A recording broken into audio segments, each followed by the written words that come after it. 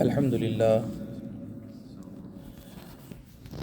للہ رب العالمین والصلاة والسلام علی سید الاولین والآخرین سیدنا محمد صلی اللہ علیہ وسلم خاتم النبیین وامام المرسلین وعلی آلہ الطیبین واصحابہ الغر المیامین، اما بعد۔ آج ہمارے درس کا موضوع ہے تحیۃ المسجد، یعنی مسجد میں داخل کی نماز۔ مسجدیں یقیناً اللہ کا گھر ہیں، ان کی تعظیم کرنا اللہ سبحانہ و تعالیٰ کی تعظیم کرنا ہے۔ مسجدوں کی ایک تعظیم یہ بھی ہے کہ ان میں داخل ہونے پر 2 رکعت نماز پڑھی جائے۔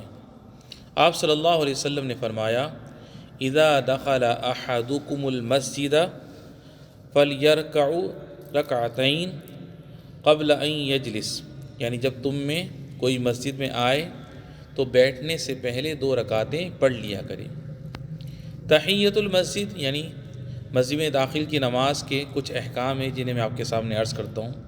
نمبر 1، تحیۃ المسجد داخلے کی نماز مستحب ہے، واجب نہیں ہے۔ نمبر 2، شرعی طور پر اس کے لیے 3 شرطیں ضروری ہیں۔ پہلی یہ کہ نمازی وضو کی حالت میں مسجد میں آئے۔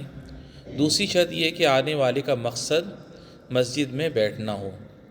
یہ نماز اس آدمی کے لیے مشروع نہیں ہے جو بیٹھنے کے علاوہ کسی اور غرض سے مسجد میں آئے یا اس کا مقصد صرف مسجد سے گزرنا ہو۔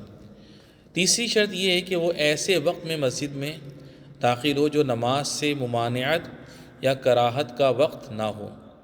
فقہا نے کہا ہے کہ تحیۃ المسجد داخلے کے لیے اگر کوئی شخص ان شرطوں میں سے کسی کو نہ پائے تو وہ تحیۃ المسجد داخلے کے بدلے میں یہ کلمات کہے گا، سبحان اللہ والحمد للہ ولا الہ الا اللہ واللہ اکبر۔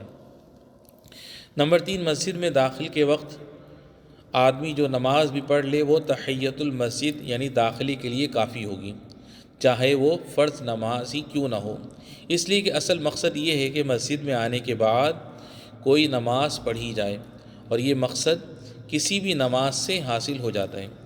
اگر کسی دوسری نماز کے ساتھ آدمی تحیۃ المسجد یعنی داخلے کی نیت کر لے تو انشاءاللہ اس کو دونوں کا ثواب مل جائے گا۔